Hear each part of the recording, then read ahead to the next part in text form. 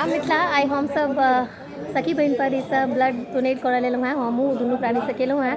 अहाँ सब अगर हमर पेज के फॉलो नहीं केने छी तो फॉलो कऽ लिअ आ वीडियो के बेसी से बेसी शेयर करबै, जैसे बेसी से बेसी के लोग के मन में जे मिथ छनि जे ब्लड डोनेट केलासँ कोनो दिक्कत होइ छै तो हटि पेतै ताहि लेल।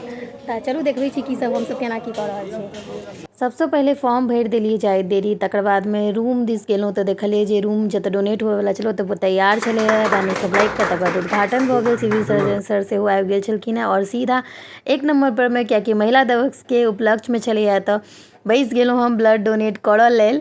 और आब तऽ ब्लड डोनेट करऽमे बहुत ही ज़्यादा मजा आबैए हमरा सबके। प्राउड फील होइत रहैए जब हम ककरो एक गोटाके जान बचाबऽके लेल सक्षम छी। एहिसँ विशेष की कहू, ककरो जीवन दानसँ बड़का ई दुनियामे कोनो दान नहीं छै।